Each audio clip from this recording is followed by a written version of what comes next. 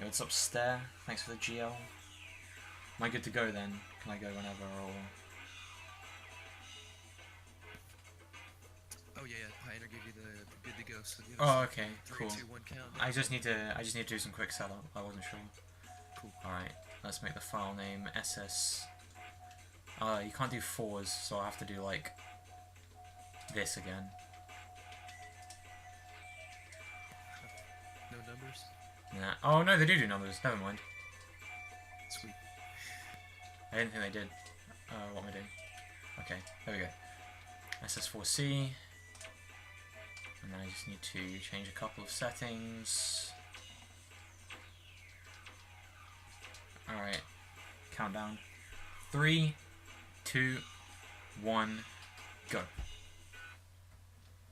Alright, so this is TimeSplitters 2.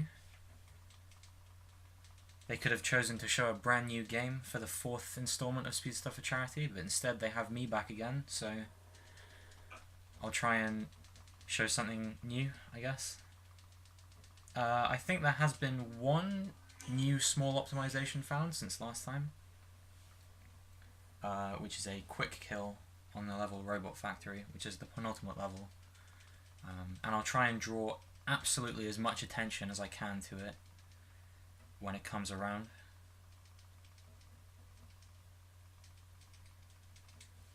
But we've got quite a few levels to get through first, so I'll explain those best I can. The first one is Siberia, which if you ever played GoldenEye 007, this level will look very similar to Dam from GoldenEye 007, because it is in fact a homage made by some of the same people under a new name. Oh, our first objective here is to get these mines so we can blow up this dish on top of this building here, and then into the dam. And then typically I try to get as many headshots as I can here. I missed one earlier, you may have noticed. I didn't get that one either. There's such a thing as a stealth takedown in this game, which you just saw me execute there, which is punching someone in the back when they're unaware of you, and it means that you can one-shot them, whereas shooting them would still take 2 shots. I kill that guy there because he drops the Soviet S-47, which is a machine gun, or, well, it's a rifle type gun, I don't really know. It fires faster, so it's better for killing people. That's pretty much the lowdown of how the gun works. And there is one more enemy on the stairs here who sometimes gets in my way. Luckily she didn't this time. And then we have to enter this building here, where we'll find the first of 9 time crystals that we collect in the game, which are like the keys to something or other. Okay, that door was being weird. I'm not overly familiar with the lore of this game. I probably should be. I did a cutscene % run once to familiarise myself with it, but it didn't really help much. The game's just a bit convoluted. So yeah, we go up here to open the door, and then there's a boss fight coming up. One of the most difficult boss fights in gaming history, in my opinion.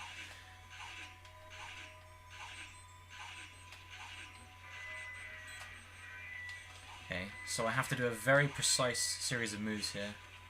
Throw those 3 mines on, then run through the gap, collect the time crystal, and we're done. And as you can see, that was a very difficult boss fight. Probably like frame perfect execution or whatever. But I'm just that good. Now it's time for Chicago, which is a level a lot of people remember. In the speedrun we call this Shika, because of, well, you'll see.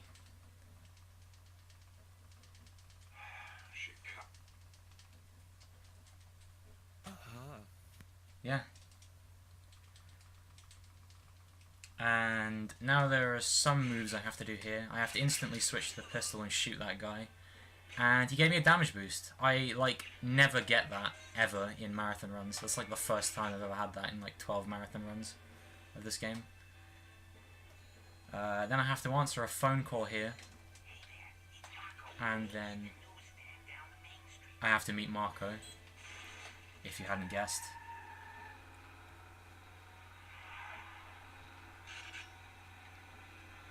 Then I got followed by 3 guys. So I have to take them out and collect the Tommy gun. And then I have to kill these enemies in a very specific order. One in front, one behind, then another one in front, then one up on this balcony, and then another one behind.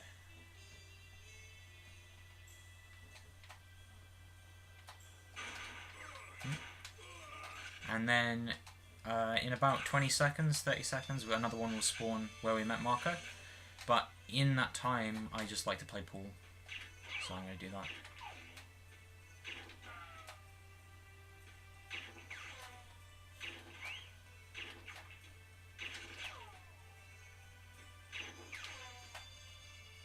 The gold. I'm so good at that. It's one thing my chat likes to do, is critique my pool skills, even though it literally has no effect on the run whatsoever. There's a small optimization here. If you stand by this door and then wait for Marco to walk up the stairs, when he opens it, you can do something cool by shooting him and then immediately running down the side of him. And it means that you won't get stuck on him, and it saves about 5 seconds. I shoot that guy to give me some small damage boosts. Doesn't always work, didn't there?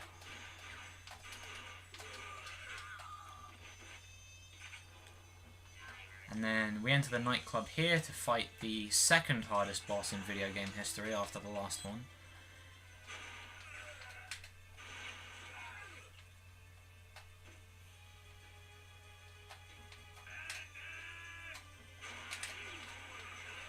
As you can tell, really struggled.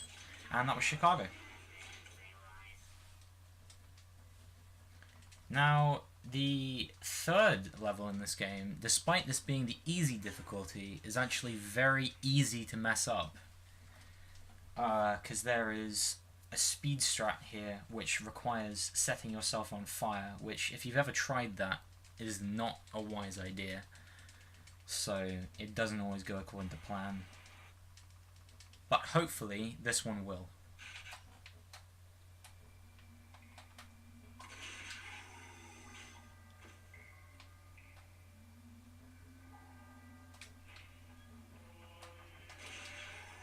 Yeah, dude, if you've never set yourself on fire, I don't think now's the time to try.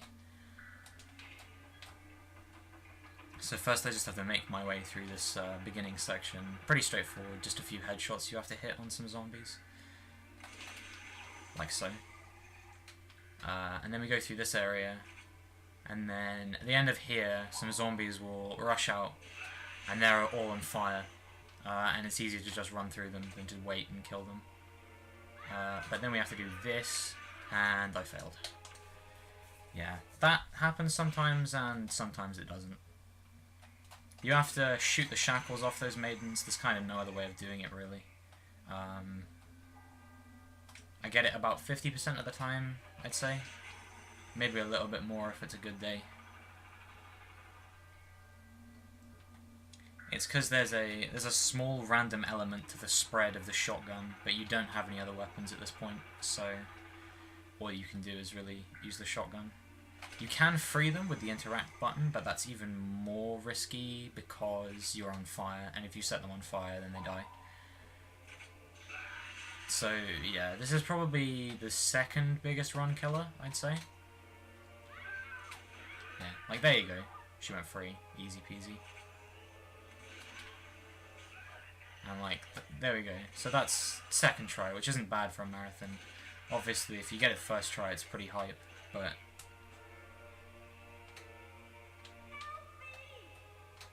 And then to free the third maiden, we have to go up here. And I have to collect the dual Lugia pistols from that guy, which I did. That's good. And then we let her down using this rope system here. And then there'll be 2 of those priests that have chased me up the stairs. 1, 2. No one followed me from the main room, that's good. Now I have to kill all the enemies in this main hallway as quickly as possible. Which is not going well. So that's 3. There's 8 in total. 4, Oh my god, this is bad. 5, 6, 7, 8. 8. There we go. Done? Yeah, okay. Sometimes, if you're lucky, the Hunchback will kill some of them for you. It doesn't always happen, because this is Notre Dame after all, so there's a Hunchback. And then we have to kill this guy, who has probably the largest hitbox in the universe of any creature. It's on some Shadow Colossus type thing. Shadow of the Colossus type thing, I should say. But the level's not over yet, because there is one more boss we have to dispose of. This is one of the rare double boss levels. When I say rare, I mean the only one. As you can tell, very challenging boss. And that's Notre Dame, second try, not bad for a marathon. And now we're on to Planet X.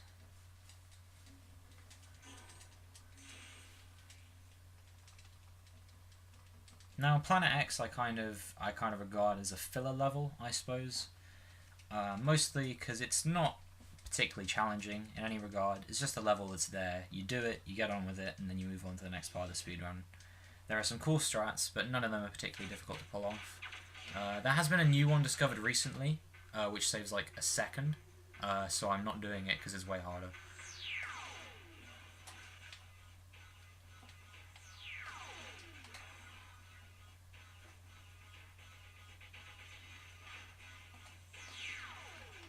Basically, we're coming up to a beach, quote-unquote, and we'll be attacked by some Mesormox, because there are 2 species of alien on this planet, and we have to fight them off in a very specific order. That goes 2 there, 1 there, and then 1 there, and then for the next 2 waves, it's the inverse, so it's 2 here, 1 here, and then 1 here.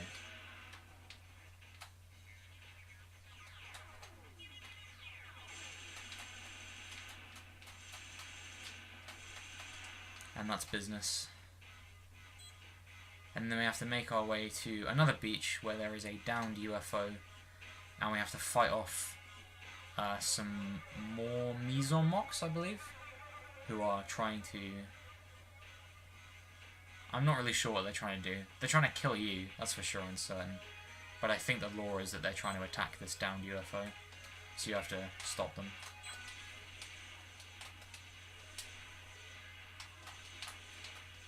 Which you do with guns. And you only have to actually kill 2 waves of them. Which I just did. And then the portal onto the UFO begins to open. So obviously the fastest strat would be to just stand under it. Like so.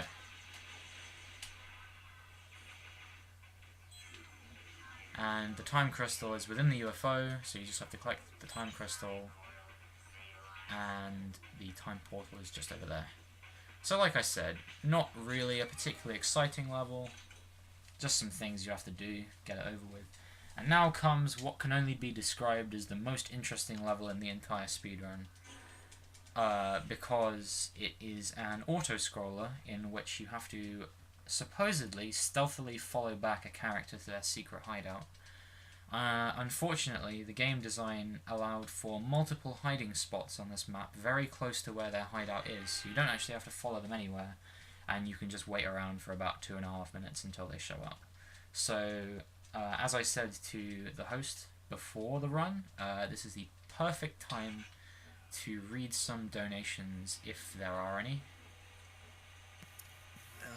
So far we have not been, but it could be a bug with the website. This is a possibility. Alright.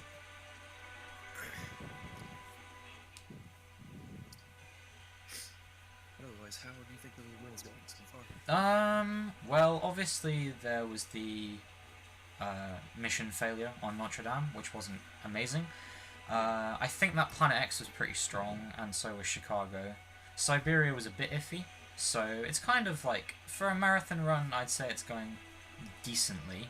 so far. It's definitely not bad, but Yeah. the one I did for Splitsmas on Sunday went slightly better because I got Notre Dame first try, but it can't happen every run because it's just not viable. So yeah, definitely for a marathon run, it's strong, I'd say. Got it better than Odd. He had a lot of bad luck. Did he? Oh. I caught some of his run, but obviously I was setting up for mine at the same time, so I didn't see all of it. Yeah, 14:48, right? Oh, as of like 10 seconds from now, so. Okay, that's pretty bad for like PB attempts. Straight layout, so I don't know how. It's pretty bad for PB attempts, but obviously I lost like 30 seconds on Notre Dame, so that would have been a reset right there and then. If these were PB attempts, but for a marathon run, definitely good. I'm definitely well on track to beat my estimate, still by about 5 minutes, I'd say. So, yeah. The red blip that just appeared on my radar is the person I'm meant to be following, so soon we'll get back into the slightly more interesting parts of the speedrun. Soon you'll even get to see her as well. I know, it's shocking. That's insane. Yeah, I know.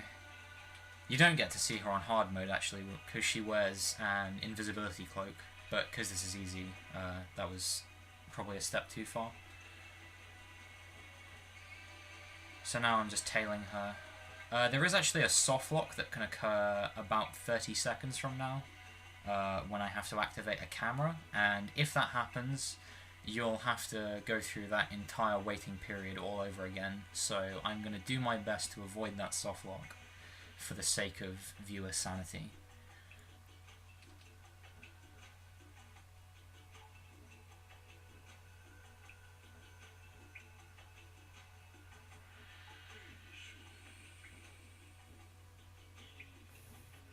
It's just another 2 minutes you get to talk, man. Yeah, I know. It's exciting. Right, we're about to find out. And I did not softlock. Okay. Basically what can happen there is that when you go to switch your camera view, you'll be able to get into the first of the 3 cameras, but then you can't exit any of the cameras, so you're perpetually in the first camera view.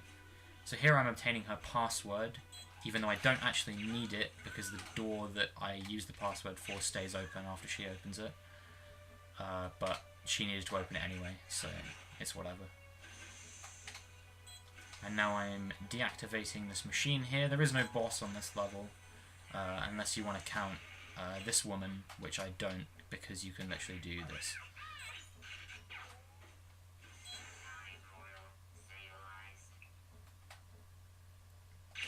Back boost there. If you can get through this level with no back boosts, then basically you're the legend. 27, that's a bad joke. Okay, and now I have a machine gun for the final 2 enemies in the level, so that came at a pretty good time, I'd say. And that's Neo Tokyo. So, what could be better to follow up the longest level in the game than the shortest level in the game? Basically, Wild West here, due to various optimizations that we've found over the last, gosh, nearly 4 years, the level is just over a minute, whereas the last one is more than 4. So here I will immediately start with this vintage rifle, which I'm going to use to execute a strat that I don't think was intended. But usually you're meant to go round to blow up this barrel, but you can just shoot it from inside the jail, and that saves like 30 seconds or something ridiculous. And usually you're meant to walk up to shoot these barrels, but you can just do it from down there, which is once again about a 10-second time save. Okay, I need those, so that was a little bit of a time loss, but much less time loss than the time that would be lost if I didn't pick up the dual pistols. Now, to prevent from being shot off this minecart track, I'm attempting to kill as many enemies in my surrounding area as I can, because I have lost runs to being shot off the track. And there's a quick kill on the boss in this level that you execute from here that is insanely difficult. But I did get... That's another big run killer, probably like the third biggest run killer in the game. So to get that first try is a very nice feeling. Swag death? Hell yeah! Okay, so you can... Basically what you can do there is you can kill yourself after you've jumped in the time portal. So you die, but you beat the level. It just looks pretty cool. Now for the biggest run killing level in the game, Atom Smasher. Just due to inconsistency in the way the game plays in a couple of areas, or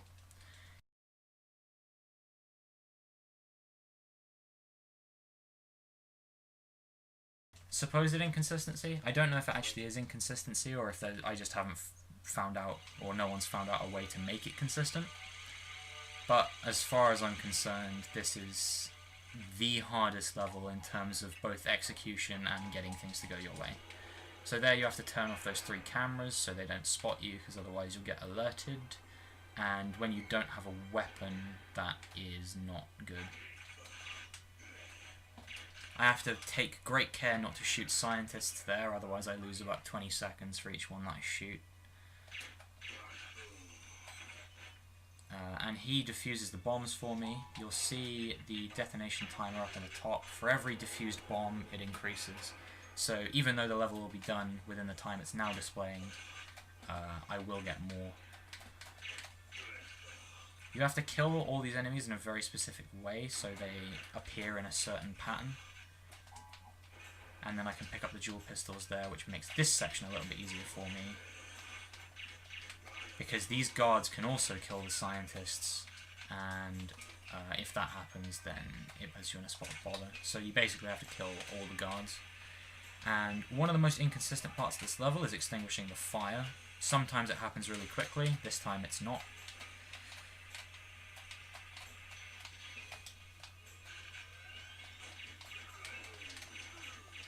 Here I'm picking up some body armor for one of the hardest strats in the run, which we call Steam Room. You'll see why in a second.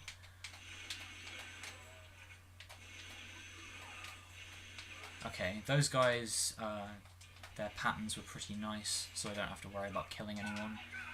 Apart from the one guy that's behind me, but he's always there. You have to magnetize this bomb and pick it up. And then drop it in this disposal area. That's the only one that you manually defuse. Everyone else is done by a scientist. And now I'm on relatively low health, which is why I picked up the body armor, because otherwise it's not possible to survive. I need to hang back a second to kill all these guys. There we go.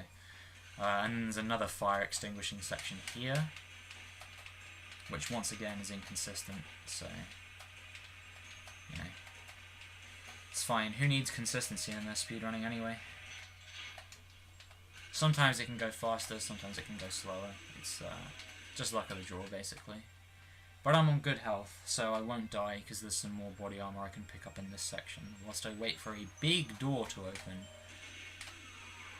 This door here is the door in question. Need to activate these scientists, and then there's some body armor in here. And then the next objective is to deactivate 3 consoles that will cause this island that we're on to self-destruct. Once again, a very James Bond-esque level. At least I believe that was the intention. So I deactivate 1, 2, you'll see the boss health bar. He spawned quite far back this time. That's not good. That's another element of inconsistency on this level, is how far back he spawns. Because he drops the time crystal, so you have to run back and pick it up, and you can lose time if you have to run back. But that's Atom Smasher. Now we move on to probably the only real sort of important RNG aspect of the game, which is Aztec Ruins. There is a section towards the end of this level that is quite difficult,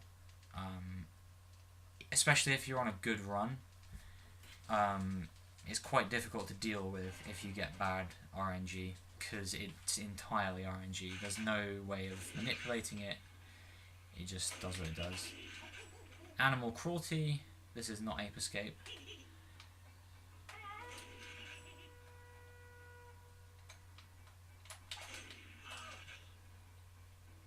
I have to pick up a crossbow off of one of these natives, and usually the one I like to get it off is the next one, who I attempt to execute a swag headshot on every single time. I get it maybe, once again, 50% of the time, and I didn't get it. But that's fine, because there is a backup one here who is slightly easier to kill.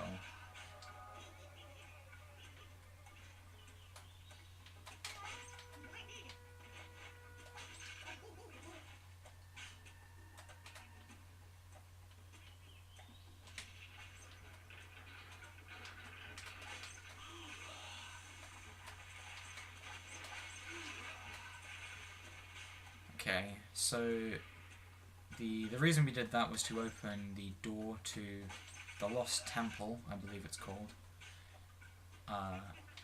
which is where the RNG lies.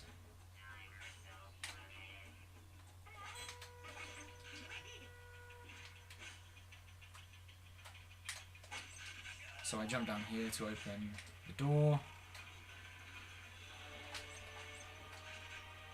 Time crystal runs away, but don't worry, I'll get it. Okay, that monkey didn't screw me over. Sometimes he does, and that's pretty annoying. And these golems are the RNG, because they will sometimes pound the ground, and that wastes 2 seconds every time they do it. So that's 2. That's 4.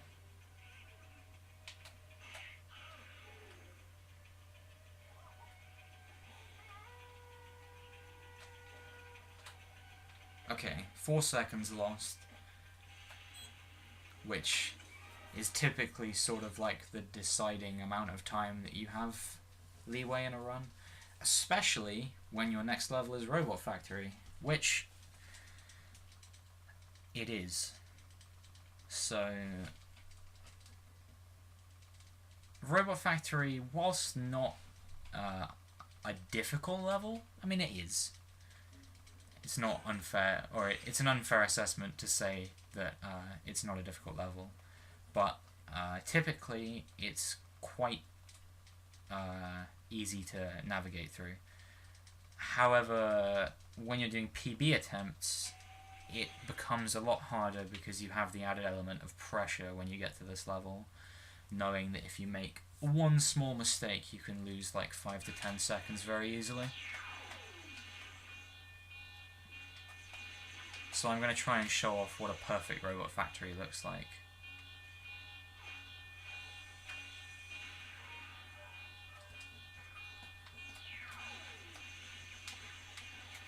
Okay, that was a bit slow because I got stuck. That's like a 2-second time loss. Not too major. If that was in a normal speedrun, I'd go with it. I wouldn't be happy, but I'd go with it.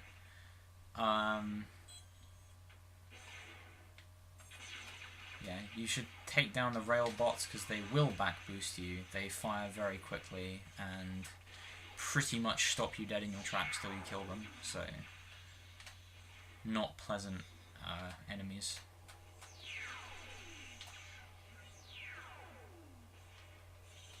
The main sort of aim of this level is to grab the electro tool and then overload 4 energy nodes with electricity,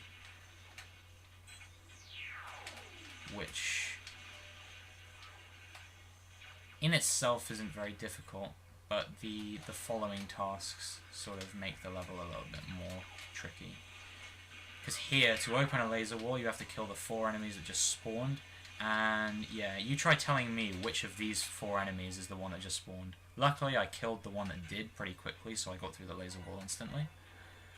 But sometimes it's the last one you kill, and you have to be waiting by the wall for another 2 seconds. Here is easy. That's fine.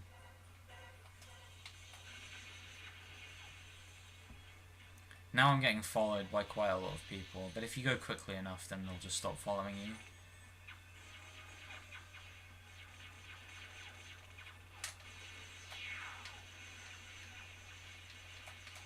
have to kill all those guys or they throw off your alignment. Then actually what we do is we activate energy node 4 first. And then overload number 3, which is this one. And then I want to collect the laser gun off this guy, or at least make him drop it. Unfortunately there was a barrier or a shield surrounding number 4. Sometimes you can despawn it, I'm not sure what causes it to happen, it just kind of does. And then we have to kill these guys in a very set order.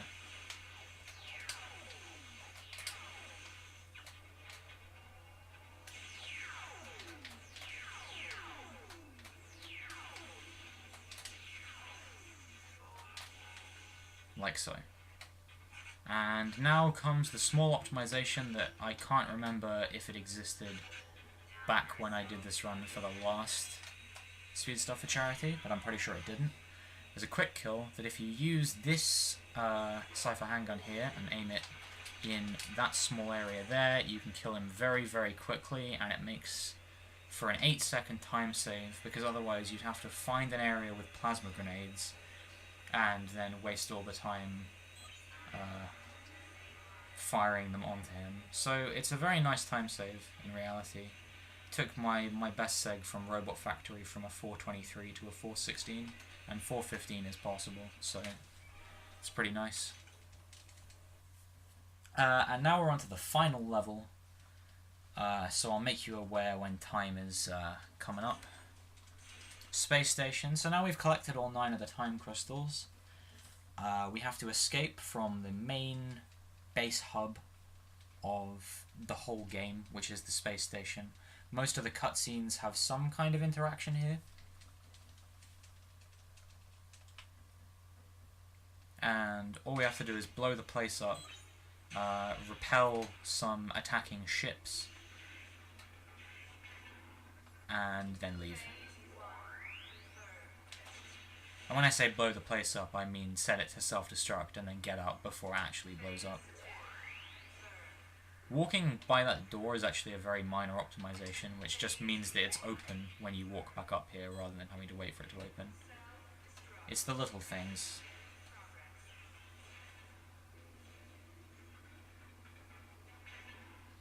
Yeah, TimeSplitters 2 was especially popular for its multiplayer modes, with specific reference to Virus, because it was very unique compared to, I think, really any other FPS game at the time. But not many people, like, really remember the story, which I think is a shame, because it does have quite a good story in my opinion.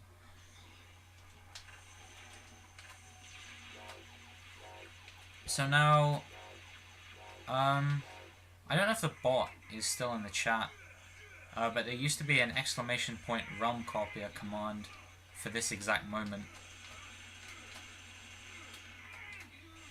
Basically, the grunting noises you're hearing right now from Cortez. When I did my first run for the first ever Speed Stuff for Charity, I wasn't streaming with game audio because it didn't work. So I thought viewers not missing out on this experience was like a thing I needed to do. So I made these noises myself, and Nez thought that was hilarious. Unfortunately, it seems the command has since been eradicated.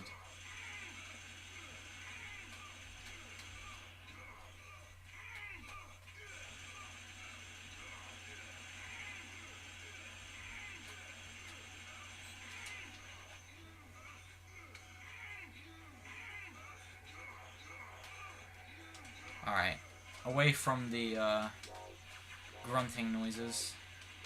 Now we're back to serious business, especially considering I can get back boosted into oblivion here if I'm not lucky. The goal is to not die. I've died here before, and let me tell you, that is probably one of the most tragic feelings when you're on PB pace, is dying here, because we are very close to the end of the run. I got killed by that guy before, and words can't describe how much that hurts.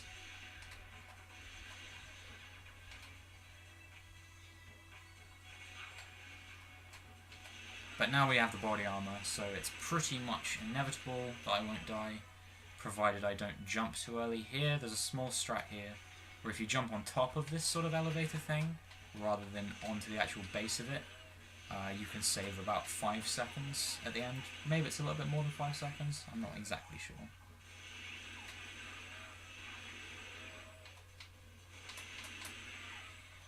Get ready on time, whoever's doing time, because it's coming up in 20 seconds, maybe a little bit less. At Piner. Okay. So when we get to this second light strip here, and then at the bottom of it, you jump off, and into here, and time!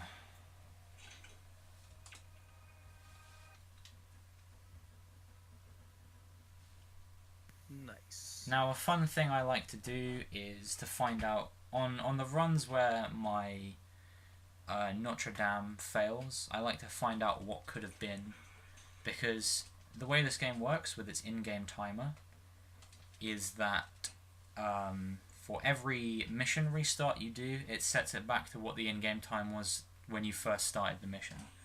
So, for Notre Dame,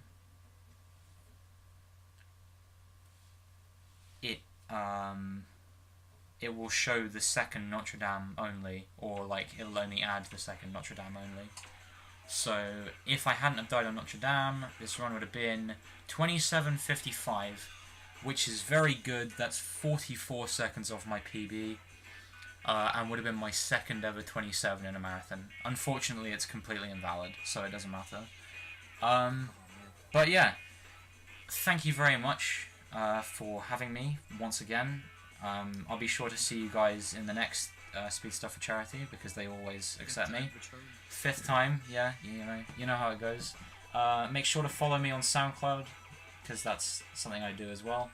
And yeah, I'll see you guys on the other side. Next run's Donkey Kong Country, right? Mm-hmm. Yeah, that's lit. You should watch that.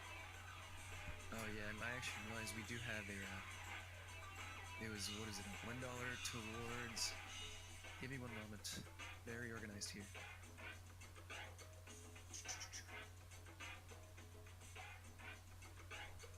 There it is, DKC all stages, so that